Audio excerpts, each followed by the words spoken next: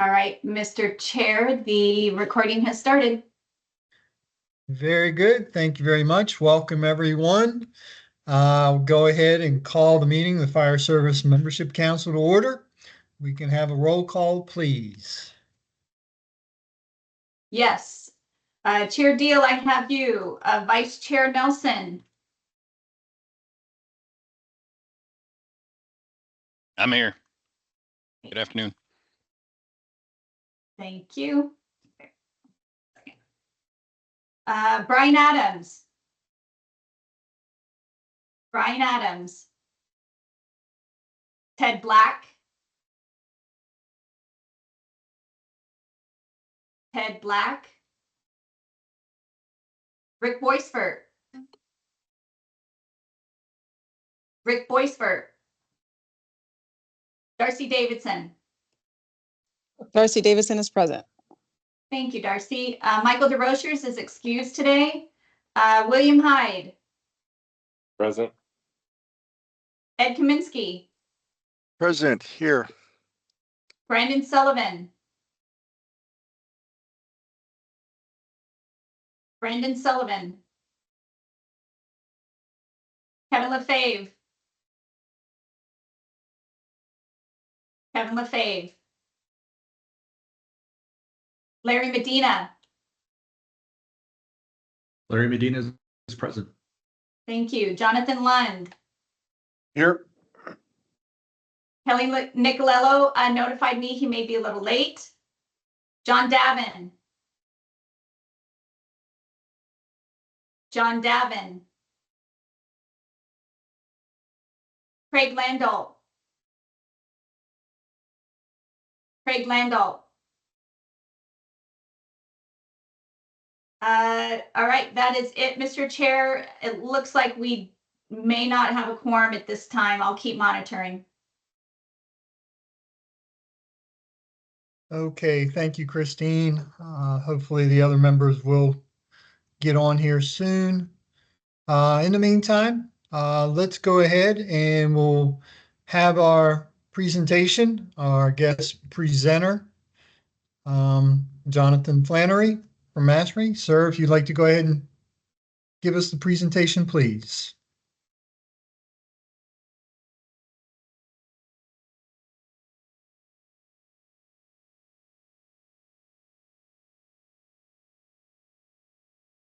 Christine, I got a text from Jonathan that he's waiting in the lobby to be admitted. Okay. I don't have anyone in the lobby, so if you could ask him to get out and come back in, that would be helpful. Sure, I'll let him know.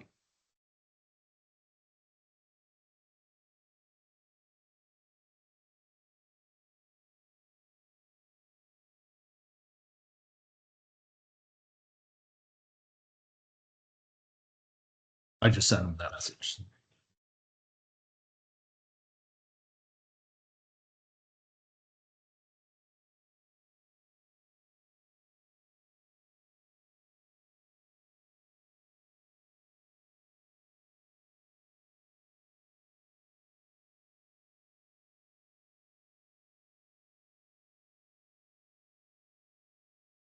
I appreciate everybody just kind of holding on while we get through these little couple technical difficulties. He's working on it right now. Okay. I'll resend that link if he can't get back in. Yeah, I would suggest, Larry, if you could send him the agenda the email that I sent yesterday. If you could send him that, that would have the link on the agenda. Thank you.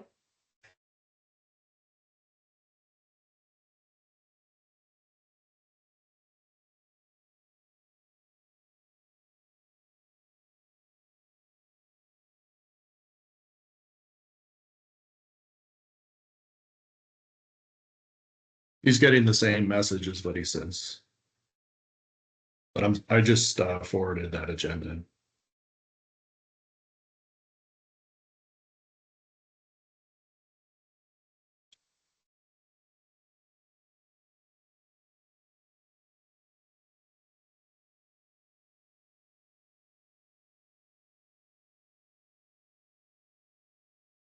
Hopefully the link works.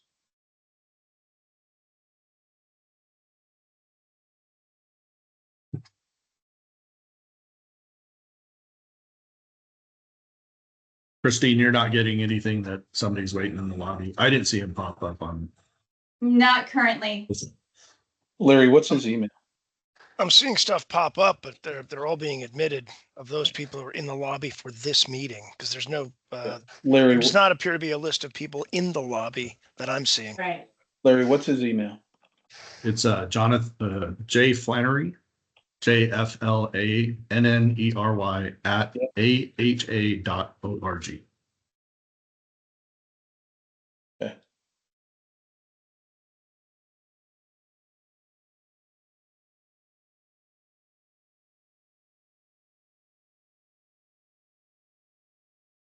I just shot him another one for you. Perfect. Thank you. As we all know, sometimes technology works, sometimes it doesn't.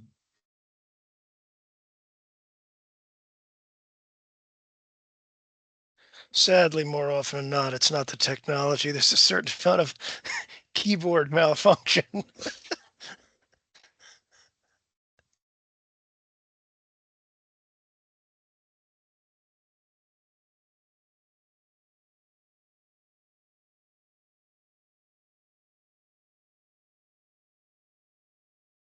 We'll give him. Sorry, Larry. I am here. Oh, there we go. Not a problem, sir. I understand how these things go. Bet. But we've done our roll call to our best of our ability. So I'm ready to turn it over to you, sir, and go ahead and have your presentation. All right, let's rock and roll. I know we've got limited time here, and this is a pretty big topic. Just to give a little bit of background, my name is Jonathan Flannery. I'm the Senior Associate Director of Regulatory Affairs with the American Society for Healthcare Engineering of the American Hospital Association. Have 30 plus years of being a facility director or director of engineering at various hospitals. Before I came to work for ASHE, have worked with hyperbaric oxygen therapy chambers and facilities for 20 plus years. So I've tried to pull out what after discussing with Larry a few times, what I felt was going to be the most important stuff for y'all to have and understand. So if you do have questions, please don't hesitate to jump in and just shout, or, you know, I'm not watching hands, to be honest with you. So just jump in. So let's go ahead and jump into this. Here's our agenda. Won't go through that, but you guys can see it. Hopefully you've got the slide deck that was sent out a little earlier. The history of this goes back to the 1930s. In the 1930s, the hyperbaric treatment and therapy began. It mainly was in scientific publications and mainly for divers. And in the 1960s, they actually developed a treatment table for divers, and worked through that. The Undersea and Hyperbaric Medical Society, UHMS, in the 1976, between the 60s and the 70s, during the 70s, they found that there were other things such as wound care, advanced wound care, etc., especially for burns.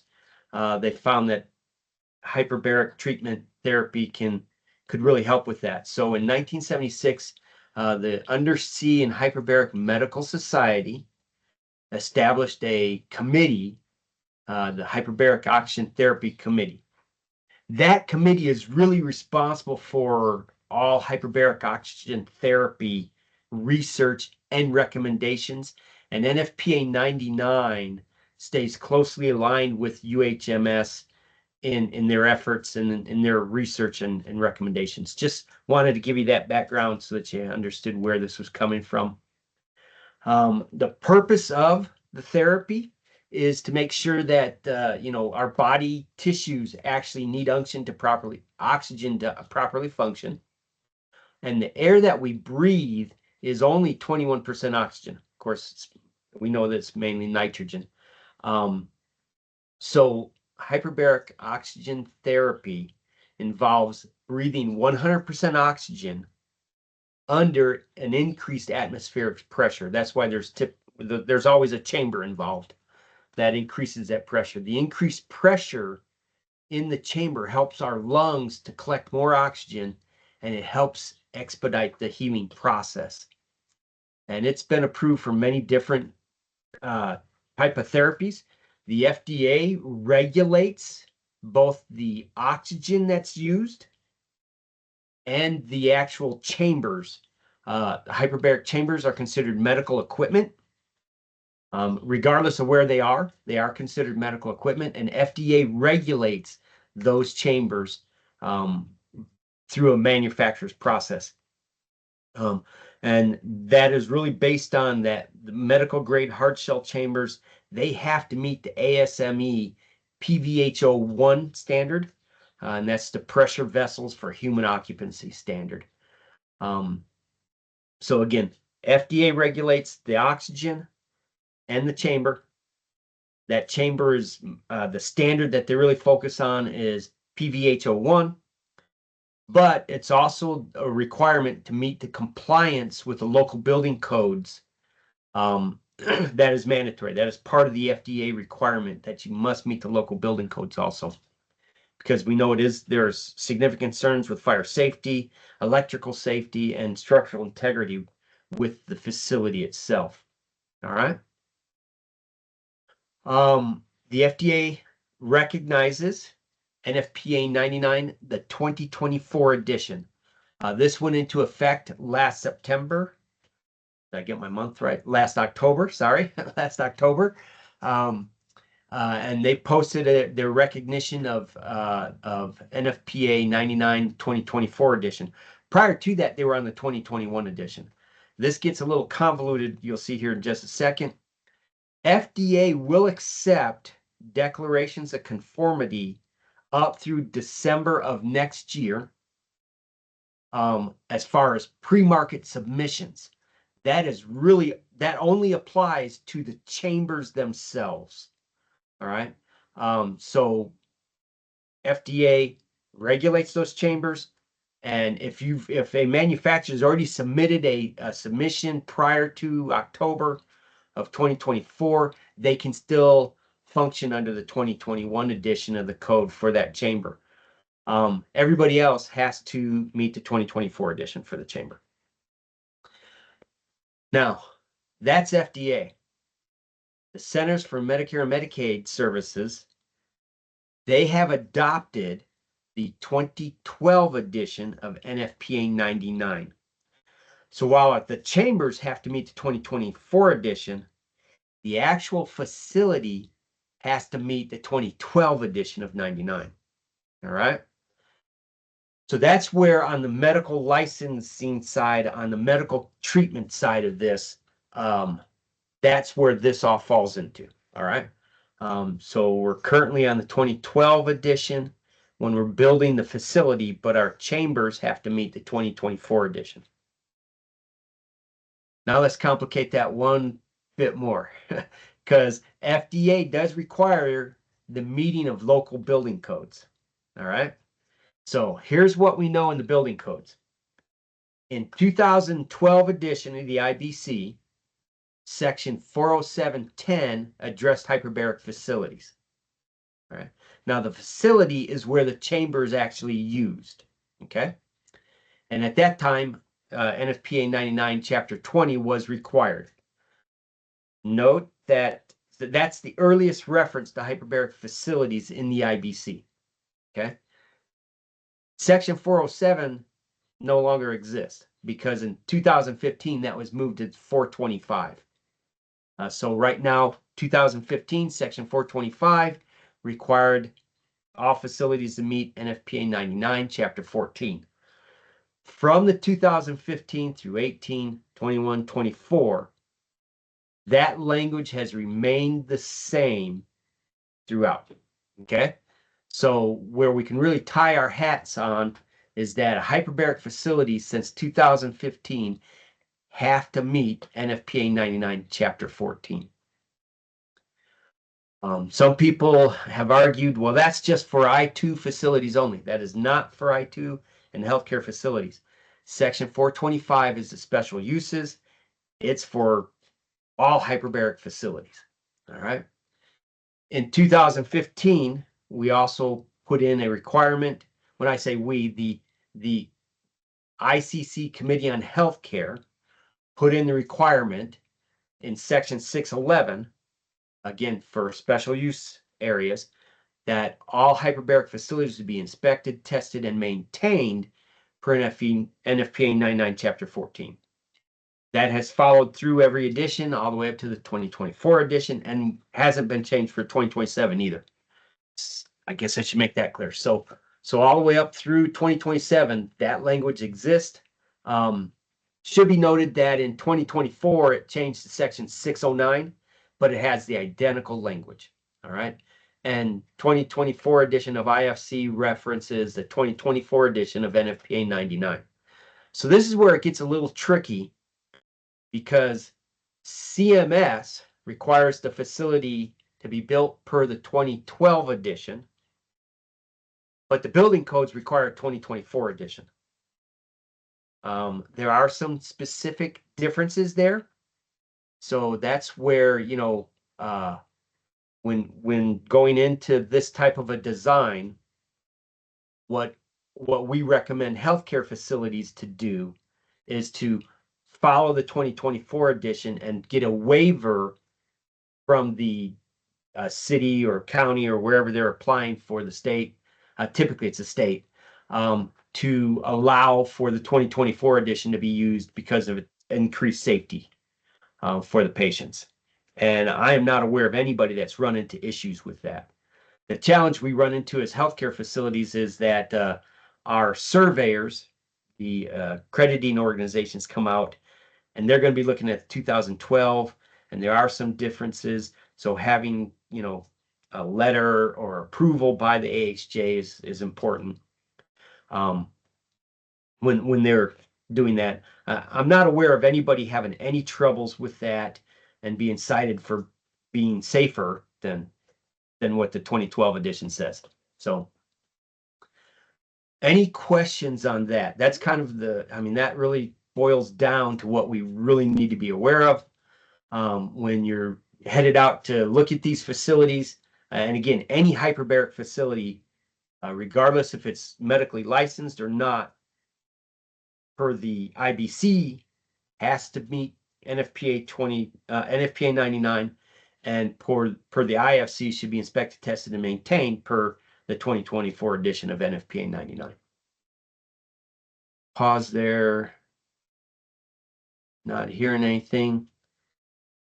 Hopefully that's as clear as mud. You know, it gets a little convoluted there, but yeah, we should be really focused on the 2024 edition of 99. I did pull out, because CMS and the healthcare background, I have the slides are actually based on 2012, but I have notes in there that I'm going to cover as far as increased requirements for the 2024. In 99, and again, the vast majority of this language goes all the way up to 2024 edition of 99. There's 3 different type of classes. Class A, which is a human multiple occupancy. Class B, which is a human single occupancy. And then Class C is for animal. A lot of horses are treated with hyperbaric facilities. So helps increase their recovery time and endurance. So those are the 3 different classes. Of course, there are 4 categories in NFPA 99 as far as the risk side of things. So, you know, a class 1 is if death or major injury would be involved. All class A and B chambers are considered a category 1 risk. And then category 2 is your minor injury. Category 3 is minor. Let me think. Class 2 is an injury. Class 3 is a minor injury. Class 4 is no injury. Or category, I should be saying. I apologize. Categories. Those are the categories. So be aware of that.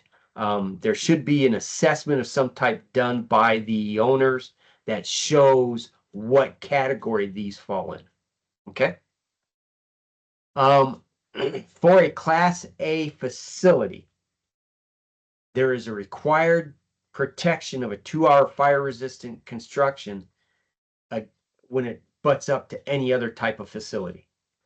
So again, a hyperbaric facility where the chambers are actually maintained and kept has to have a 2-hour separation from a healthcare facility, from a business occupancy, from, you know, a group I occupancy, any occupancy. Those Class A have to be separated by a 2-hour fire resistant rated construction. I've got some examples of pictures that I'll show you what those really are. They do require 1.5 hour labeled doors, except for the exterior walls. So the exterior wall, so if the hyperbaric chamber actually has an exterior wall to it, that doesn't have to be 2-hour and doesn't have a rated door. Class B or C do not require 2-hour fire resistant rated construction. What we see pretty much everywhere is that even when they use a single occupancy chamber, there are more than one chamber in the room. Once they put 2 chambers in it, then that requires that 2-hour resistant rated construction again, because you could be using them both at the same time. So that becomes multiple occupancy, even though it's a Class B chamber. Since you got more than one, it becomes multiple occupancy. So be aware of that. There are some organizations that use trailer or vehicle mounted type chambers. Those do not require 2-hour separation unless they are contiguous to a structure. So if they actually connect up to the structure, then they have to have that 2-hour construction. Any questions on that one? We do see in a lot of non-licensed facilities a lot of issues with this. Within the healthcare licensed facilities, we've got this down pretty well down pat. We don't see it, but again, when when organizations, when a healthcare organization goes out and acquires a new facility, like a physician's office and stuff, and they've got this type, we'll find that they don't have the 2-hour rating properly installed. And that becomes a big challenge for folks. Class A chambers require wet sprinkler system for NFPA 13. One thing that should be noted here, that is the 2012 requirement. In the 2024 edition of Chapter 14, the fire suppression system is required to be consisting of a primary fire suppression system and a secondary fire suppression system for all Class A chambers. Okay. So that's a big, a significant increase there. They have to have 2 primary and a secondary. And that's strictly for if the primary fails, you've got an automatic secondary that's allowed or there and available. The secondary can be a manual operation. It doesn't need to be automatic. Because again, somebody's supposed to be there constantly attending the therapy. So if the primary doesn't work, they can automatically initiate the secondary. The piping, this is one that gets really intense, I got to be honest, because the piping, NFPA 99 Chapter 5 applies from the oxygen source all the way up to the first inline valve located downstream of the zone valve. So you've got to have a zone valve installed based on NFPA 99 Chapter 5. And that's typical. Well, that's always in the ante room where the person that monitors the progress for these Class A chambers, that's in that room so that they can access that zone valve.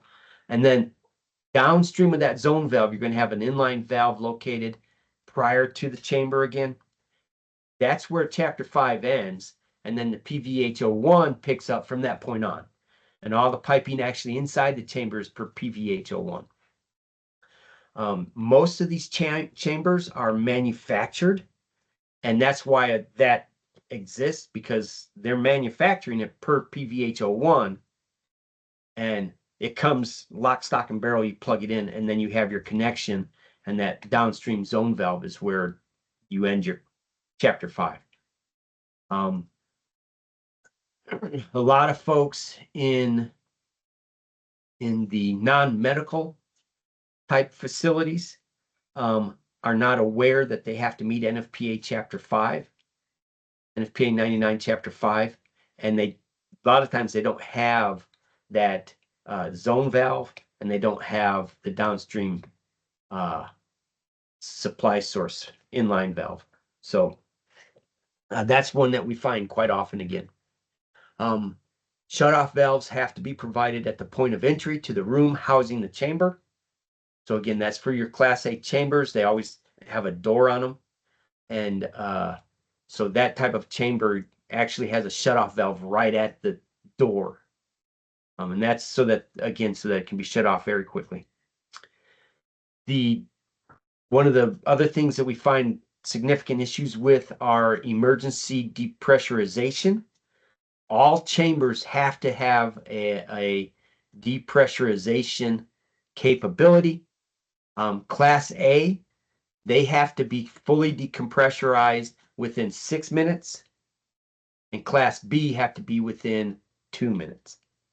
One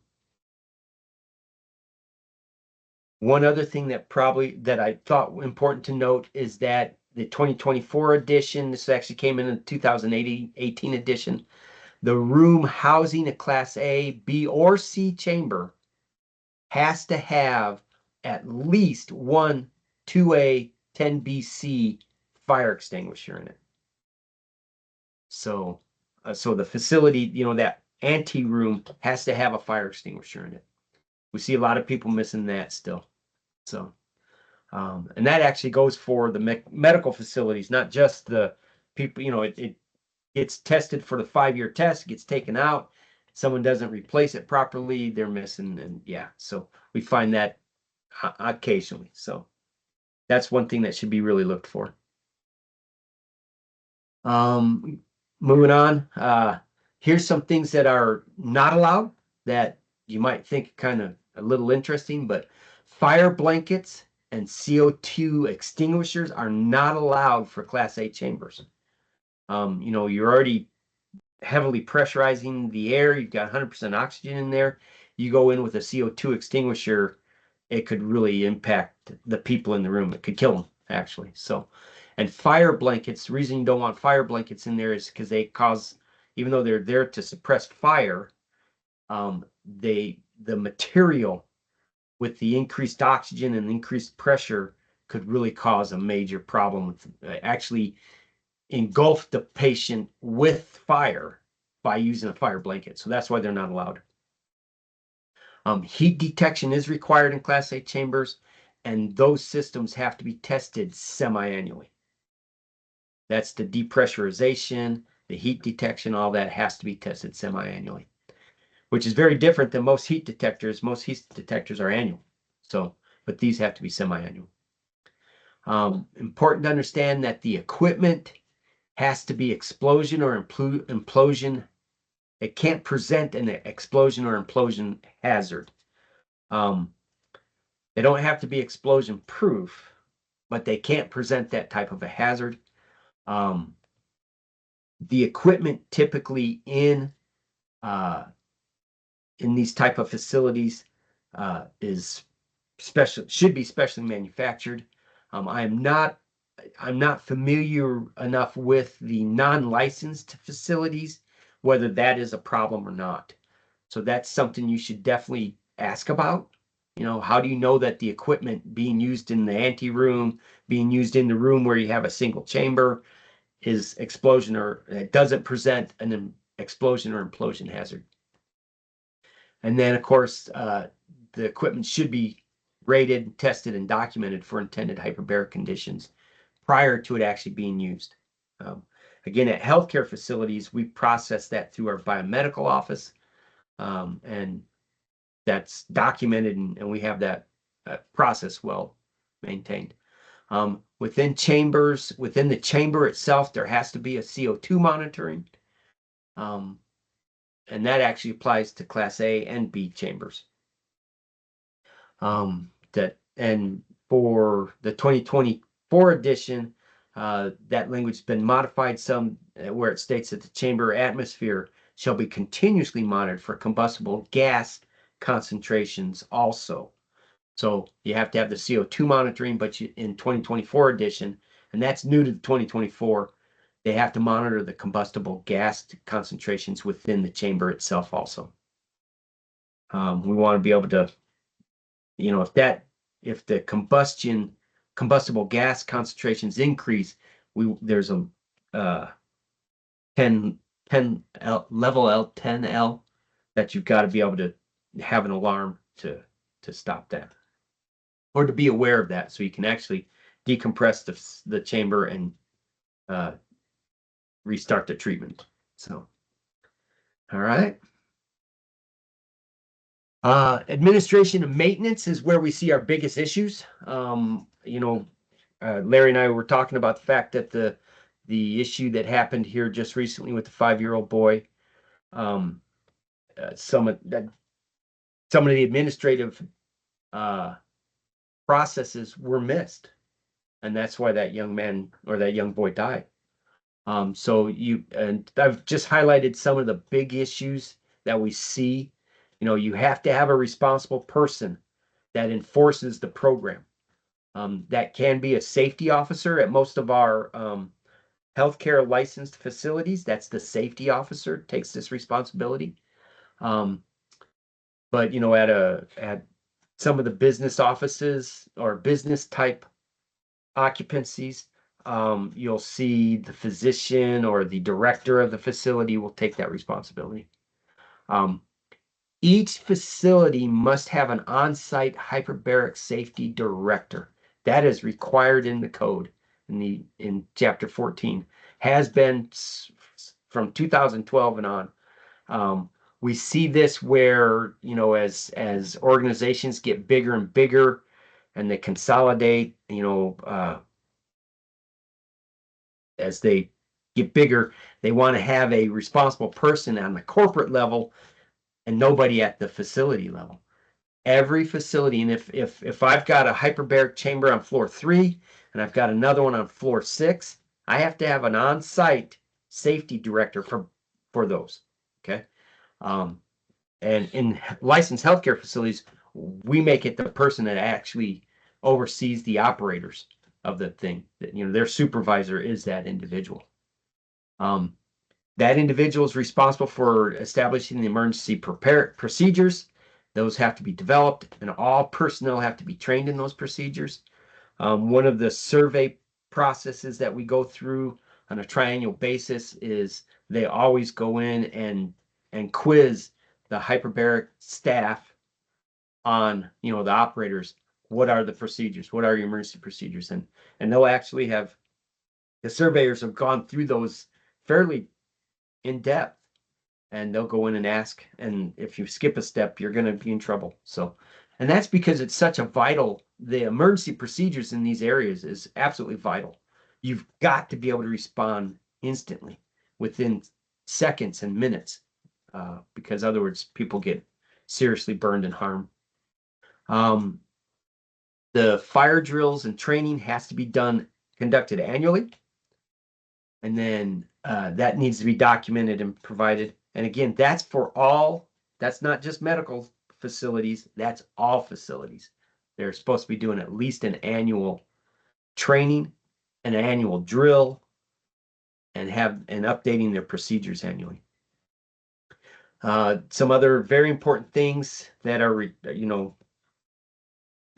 required through the administrative portion is that the ignition sources, I've listed them here, smoking, open flames, or hot objects, even equipment, we recommend to our members that at medical facilities, you don't charge cell phones in the ante room of a hyperbaric chamber.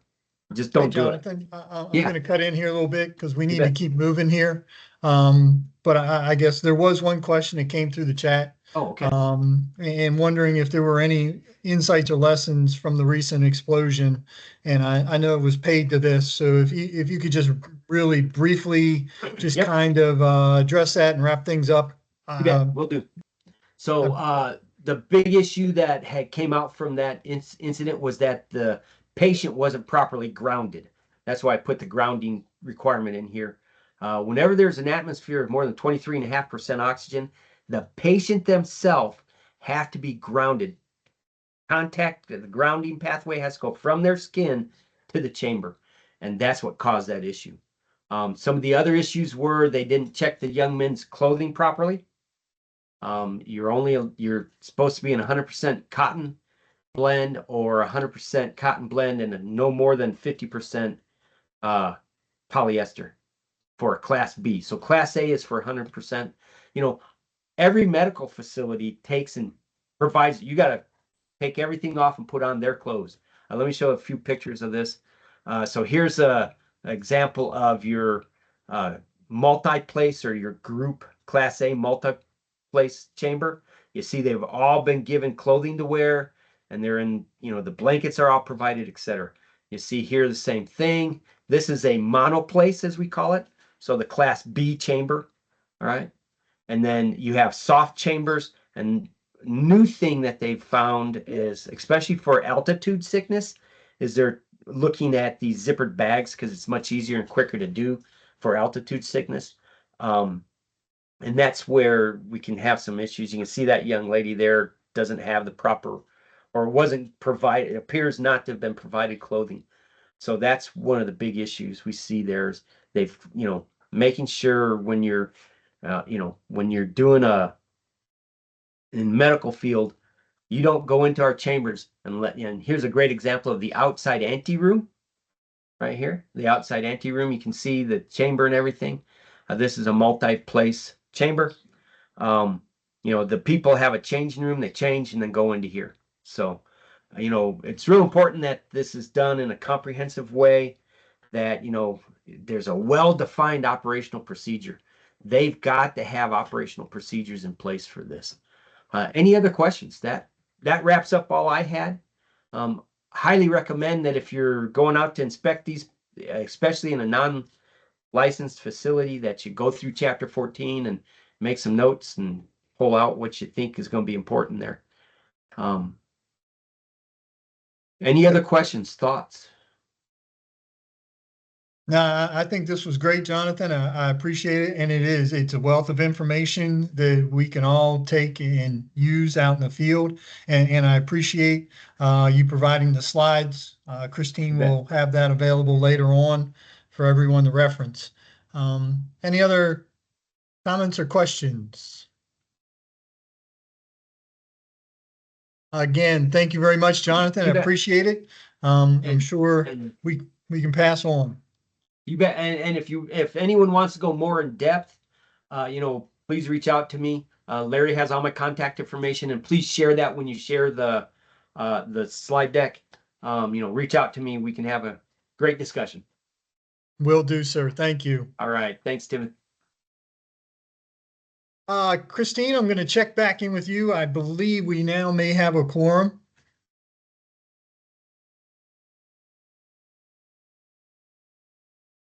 Yes, sir. It looks like we do. Okay. I apologize for my tardiness. No, you're fine. Not a problem. Appreciate you being able to jump back in, sir. We will move into any additions or corrections to the agenda. Haven't seen any. No one has said. So we'll continue to move on. We'll move into the approval of the minutes. The minutes would be from our March 20th meeting, since we had our in-person in April. So can I have a motion for the minutes? So moved. Second, Doug Nelson. Thank you. Moved in second. Anybody opposed? Seeing no hands and hearing nothing, minutes are approved. we will move into our work group updates and our member engagement, who just had a wonderful proposal for us. Larry, if you would like to give us an update, sir. Sure.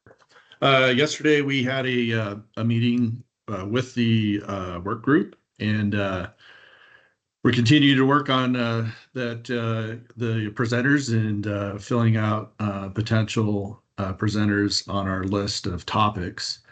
We're also putting together a roster, just a kind of a go-to list, and I'll be reaching out to see if we can distribute or solicit from membership, expand our network, or expand the net so, far and wide, so we can get some subject matter experts to speak to certain subjects.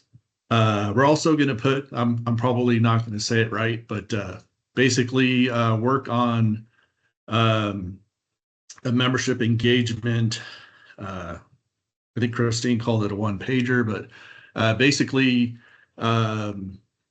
tooting our own horn, showing the work that the Fire Service Membership Council is doing, what initiatives we're involved in, some of our accomplishments, so that we can encourage the participation, new members, and be out front of messaging the good work that we're doing.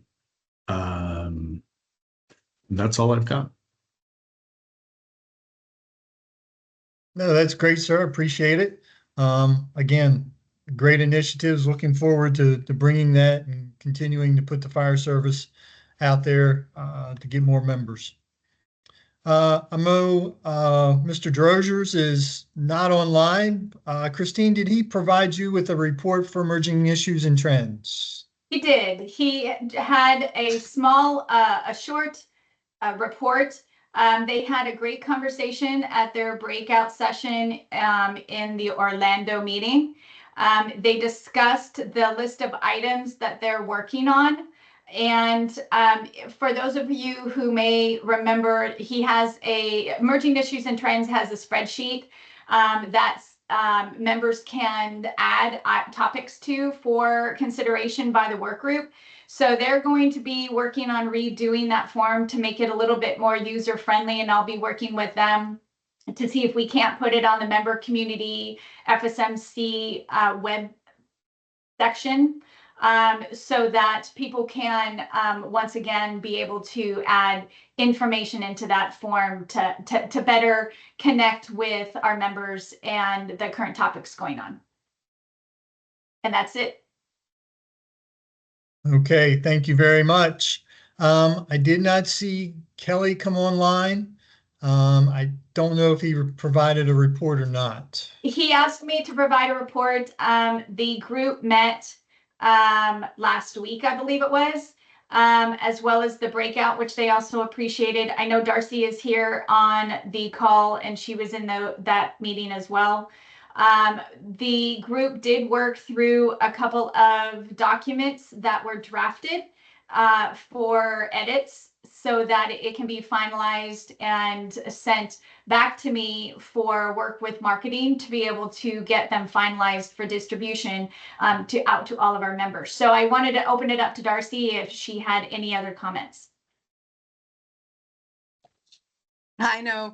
That was great. Thanks so much, Christine. And the document that we worked on was a defensible space document. So hope to get that out soon. Thanks for your help pushing that forward. Great. That's all I have.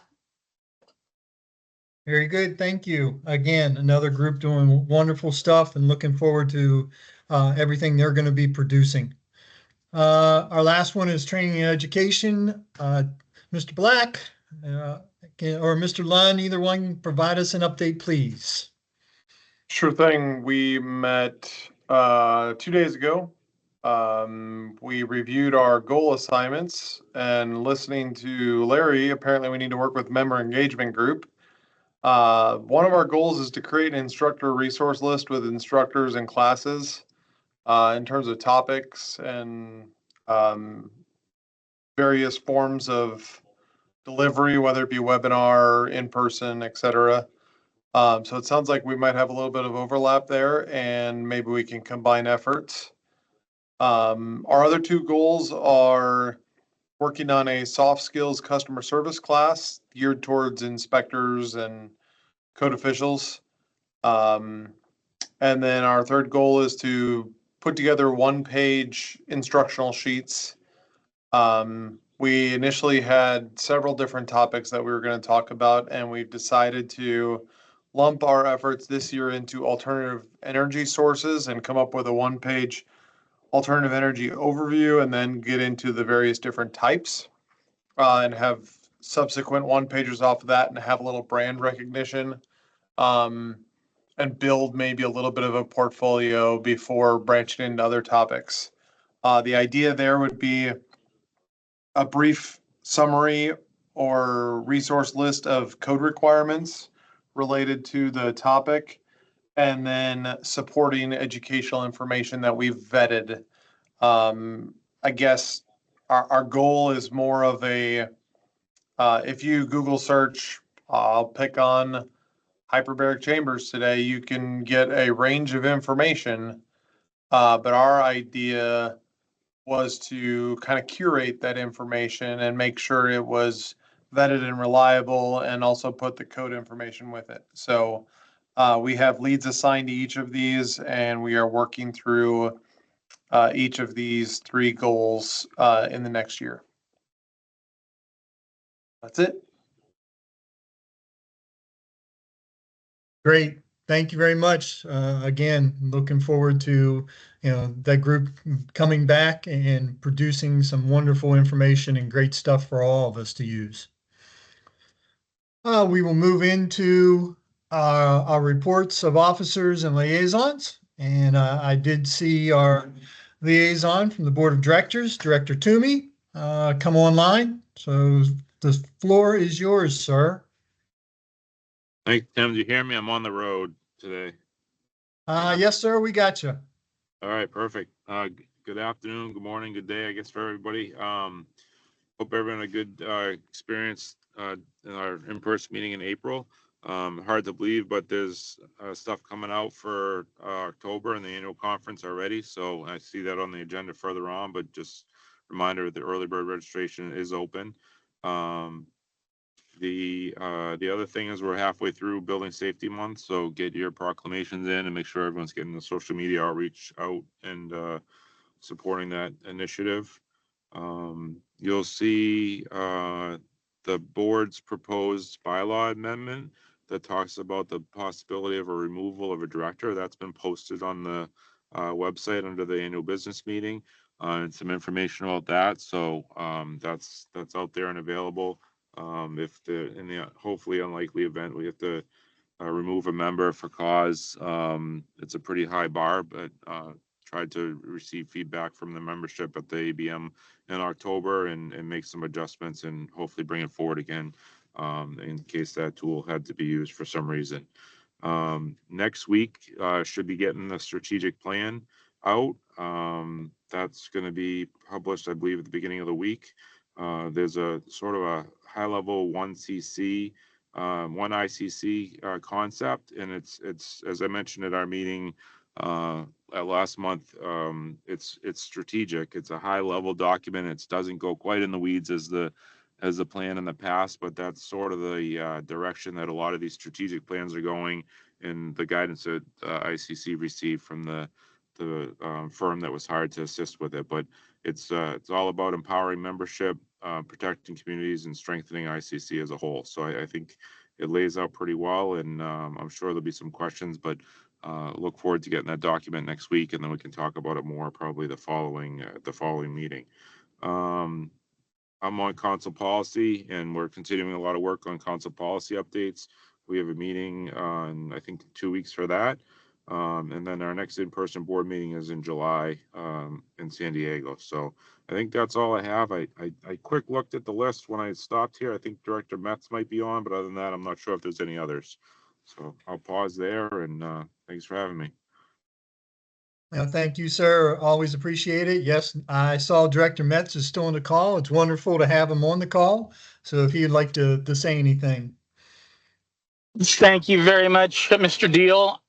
Yes, I am here, and Director Toomey covered pretty much everything. I did want to throw one other thing out there.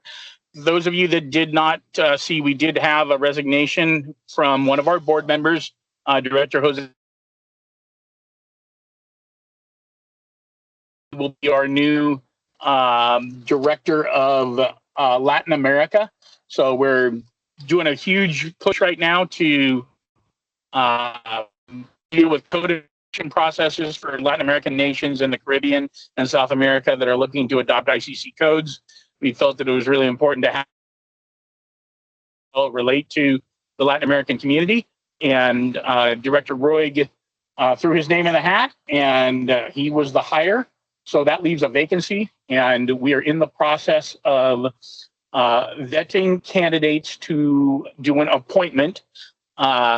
This is entirely up to the president, and President Spencer is reviewing candidates right now that were sent to him.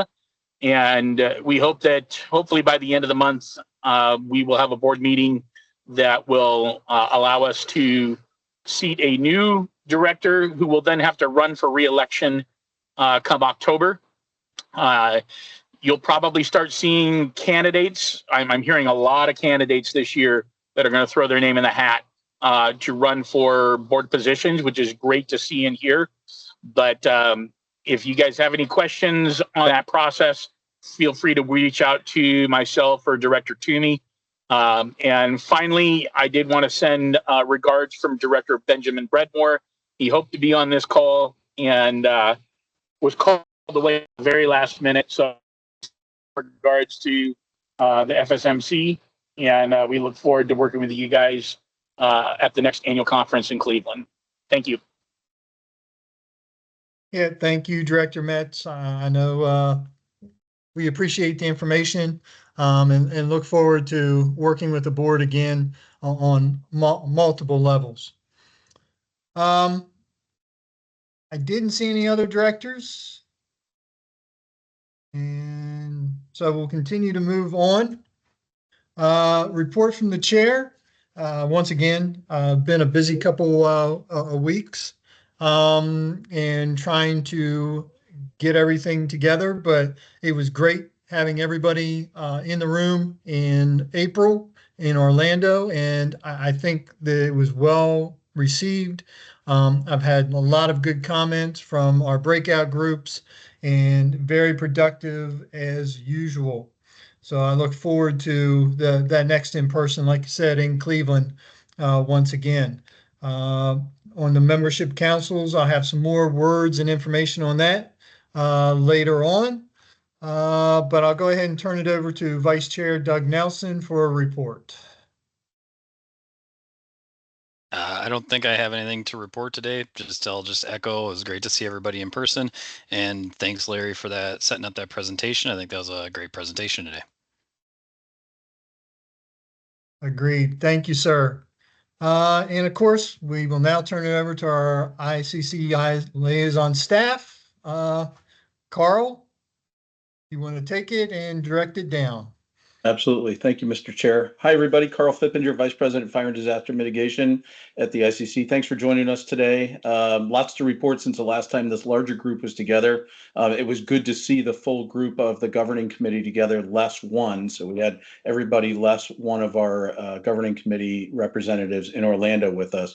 Very strong turnout, sends a great message to all of the members and, of course, to our member leaders on the board and others in other leadership capacities as well too. So thank you for making the time to, in some cases, fly across the country to come see us for a weekend. So since we got together last in this group, I've had the opportunity to travel to be part of UL's Fire Safety Research Institute WUI Advisory Committee meeting in Boulder, Colorado. That was right before we did the ICC Leadership Week and hearings in Orlando. Couple things that I took away. One was just what an incredibly talented and smart group of people. It makes you kind of question, like, why am I here, right? I think I got that from a lot of other people that were on that committee too. But during that time, we had the opportunity to talk about the Marshall Fire, actually go out and do a staff tour, and then see some of the, what I will call the rush to rebuild in the Boulder area after that fire. As fire prevention professionals and disaster mitigators in this group, I will tell you that I was maybe less than pleased with what I saw in terms of the incorporation of codes and mitigation into the rebuild following Marshall. Some of it looks really nice, but I did also see a lot of oak fence and in cases vinyl fence attached to homes. I did see a whole wide array of building materials out there too. And what it really reminded me of on that trip was that we have so much more work to do in that space, not just in wildfire, but I think across disasters, and being able to help get our voice out and make sure that we are taking a policy position in terms of how rebuild should look, and leveraging our members to be able to support that, building code officials, fire officials, and others to be able to support that, because the message is not getting through, and the rush to rebuild and get people back in homes is there. And what we really saw there too is this whole other aspect of people are not only just rebuilding their homes to try and get back in, but they're realizing that the property values go up. So they're rebuilding, throwing everything they can at it, including retirement savings, and then flipping their homes and moving into other communities because they don't want to be somewhere that's burned previously that they feel like can burn again. So that was a twist that I don't know that I had experienced previously. So we did help UL be able to sit down with the Fire Safety Research Institute and help kind of organize and brainstorm their research agenda for WUI coming up. So I expect to see some of those results published in terms of what to expect in terms of their research agenda and that part of the world come out here in the next several months. So it was really an honor to be part of that. Again, the ICC Leadership Week and code hearings were great. Thank you to all of the people on the call and to our members of the governing committee that have also double dutied in terms of serving on code committees or even helping to present and testify on proposals. That is a major contribution of in-kind time to the ICC, and we recognize that. And thank you for your efforts, and continue to support whatever we can do to keep that piece of the code development process moving as well and efficiently as it can. While we were there, our fire and disaster mitigation team was able to participate in the When Disaster Strikes Evaluator course, Train the Trainer. So we now got that training under everybody's belt, less Mark Roberts. Mark was not able to join us due to some things that he had going on, but he's going to catch that here at another opportunity coming up in the next several months. So our entire team is now available to teach that. And if you have a want or a need, maybe I can just ask Christine if you don't mind looking up the When Disaster Strikes Institute, or I will in a minute, and we'll drop that in the chat so people can become familiar with what that is. From there, came right back, was home for a day, and out the door again to participate as a member of the production team for the National Fallen Firefighters Foundation Memorial Weekend. Always a very rewarding event and an opportunity to be able to give back. If you have not participated or you don't follow it online, it was recorded, and I would encourage you to participate or take some of that in when you can. It's a very moving and worthwhile investment of your time to be able to take a look at that and appreciate it.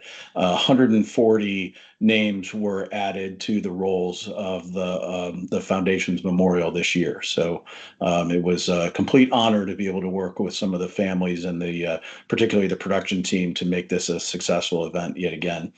Since then, members of your fire and disaster mitigation team have also been out and on the road. We welcome back Sarah Carter from her travels to Glendale, Arizona, as she participated in the IAFC's Community Risk Reduction Leaders Conference this week. So we'll see if she has a report on that here, not today, but maybe we can give one at the next meeting. Justice Jones and Chief Mike O'Brien, who I saw in here earlier, were at Texas Fire Protection Association's meeting yesterday. Justice was in the audience while Chief O'Brien presented on batteries and energy storage, as I understand it. So I understand that meeting went very well as well. And Mike is actually back in Michigan at work today. So no sleep for the weary. The California Fire Prevention Officers were visited by Christine Reed, their Southern California division, yesterday. And then Mark Roberts is headed out along with Alexis Kyman, who I saw on the call here today for the Association of State Floodplain Managers, or ASFPM conference in New Orleans next week. I bring up Alexis because Alexis just joined our government relations team, and she is the new rep for Louisiana, Mississippi, Alabama, and Arkansas. So if you haven't had an opportunity to be able to meet Alexis yet, you'll be hearing her name and seeing her out in those states here very soon. Feel free to reach out and we'll get you connected with her if you need anything from Alexis. And then we are just coming onto this call, we left one from our FDM team where we were talking about a presentation that Christine was good enough to put together, and we're editing that and putting the finishing touches on it. So if you want an introductory presentation to our newly expanded FDM team, Fire and Disaster Mitigation team, we'll be glad to get that to you. Just let Christine or I or the other team members know, and we'll come out and meet you where you are, either in person or virtually, and get you up to speed on what it is, who we are and what we're doing. We're also working on a training plan that's being led by Sarah Carter, with work from our training and certification team. We're primarily focusing on training right now to be able to get the fire marshal series essentially in order. So where you would start with fire inspector and kind of move up through the inspector 1 and 2 and the plan review course, and creating this pathway, this educational pathway to fire marshals. So that is moving along well, and it's a great collaboration with our training and education folks and certification folks. And then Justice Jones from our team is working on a wildfire strategic plan, which we're going to bounce around here next Tuesday. So lots going on. Also, the fire and disaster mitigation team is going to be spending time with our counterparts. I see Paul is on here today, but we're going to meet with the tech services fire protection engineering team that's led by our chief fire protection engineer. And we'll have myself and Beth Tubbs. Paul will be there.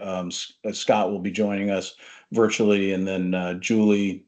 We'll all be coming together with the FDM team here in Washington, D.C. the first week in June for a couple of days to talk about how we can better connect and engage with each other and increase our output and stay current with our members on both, not only the policy side of the house, but also on the technical and engineering side of the house as well. So just to kind of wrap here, we really got 5 areas in the fire and disaster mitigation team that we're working. Member and stakeholder engagement is being led by Christine Reed. Professional development has got Sarah Carter's attention to it as a lead. Strategic engagement and technical resources are really the piece that I've asked Mark Roberts to take on. Justice is handling the wildfire strategy, and then disaster response, recovery, and mitigation resides with me. The whole team is participating, but those are your planning leads, and happy to kind of talk to you about any and all of that as we move forward. We'll certainly keep you advised on the projects and things that we're doing here. So with that said, I'll turn it back, and it looks like there may be a question from Kevin. So Chief, go ahead.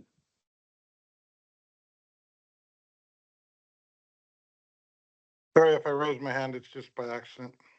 Okay, gotcha. No worries. I thought I had a question. Anyway, was that complete? Back to you, Chair Diehl, unless there's any other questions, and thanks for the time as always. No, thank you, sir, for the information and the great group that you have. I continue to look forward to working with all of them and promoting this group. No other comments, questions? We'll continue to move into the other membership councils liaisons. I did not see Allison from the Building Membership Council. I don't know if there was anybody else on the call or not.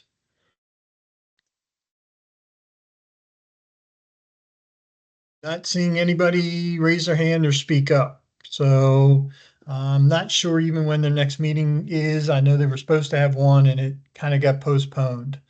Membership Steering Committee or Membership Council Steering Committee. We will actually be meeting the end of this month is our next meeting. And we will be discussing not only what the new policies that will be coming out, but also getting ready for our goals, the annual report. We are going to be really looking for all the councils to be able to provide their information based off the same template as we used last year. We're hoping that we can get everybody to present or provide their information on a little bit more timely basis. Last year we realized it was new.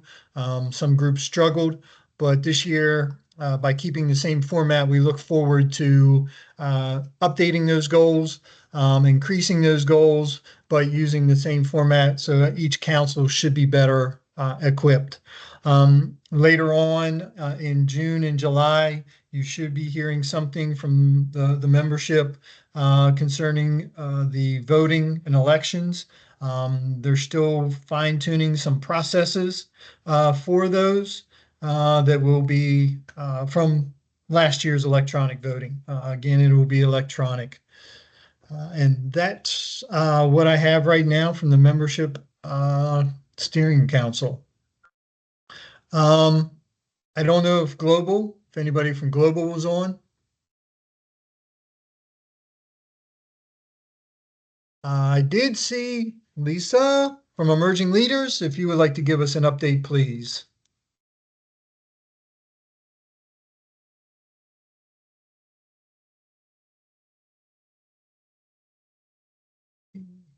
Did Lisa leave us also?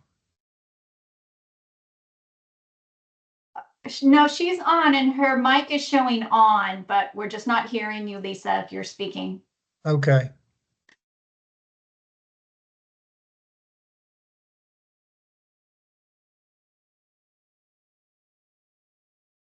Lisa says she's having technical issues. We understand.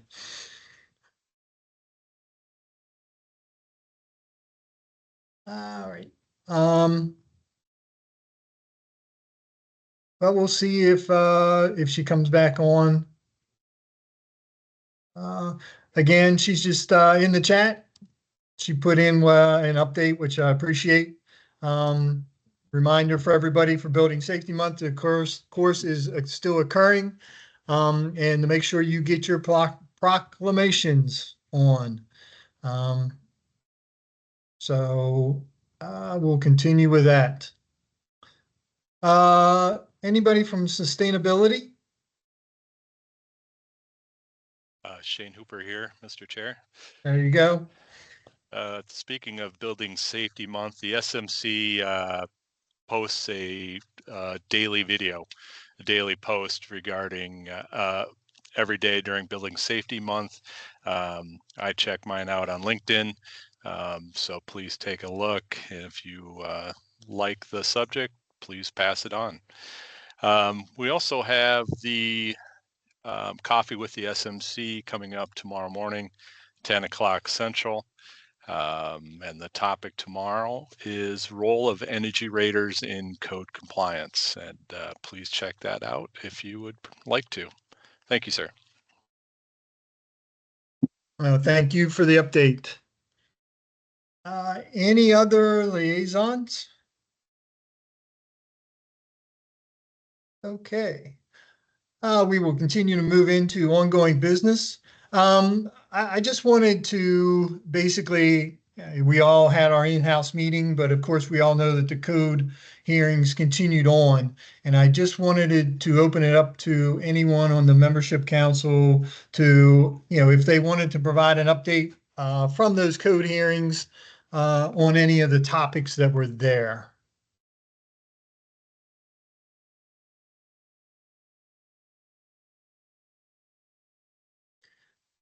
Okay. That's fine. Like I said, I appreciate the work and I know it's a lift for all of us.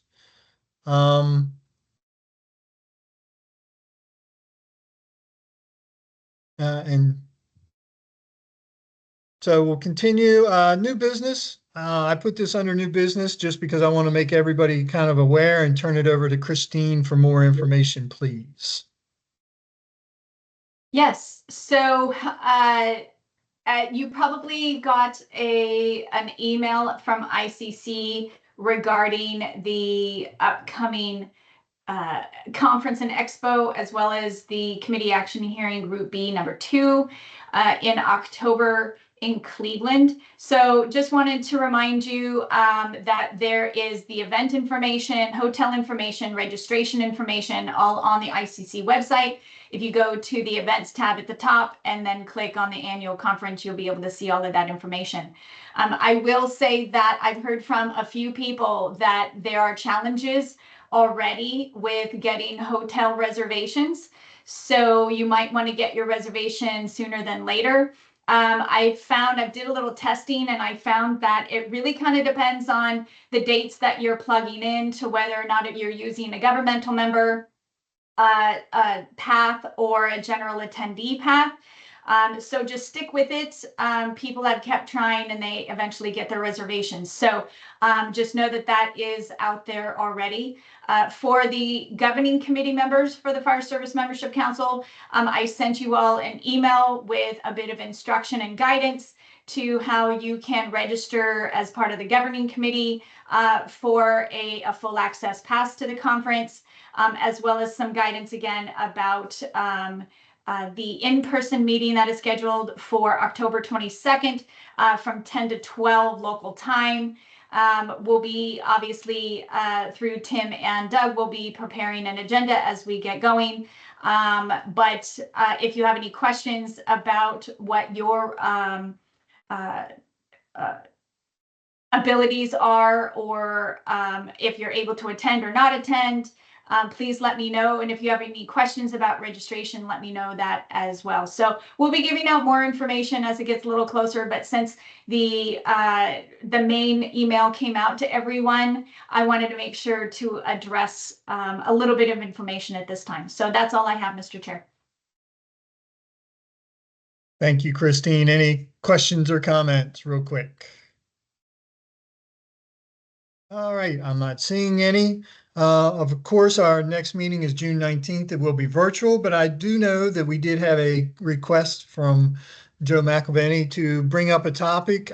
Joe, if you would like to throw your question, your topic out there real quick, now's the time. Appreciate it. Thanks a lot. There's a movement afoot across the nation called Right to Repair. Mainly affects commercial goods like your cell phone, computers, and other things like that.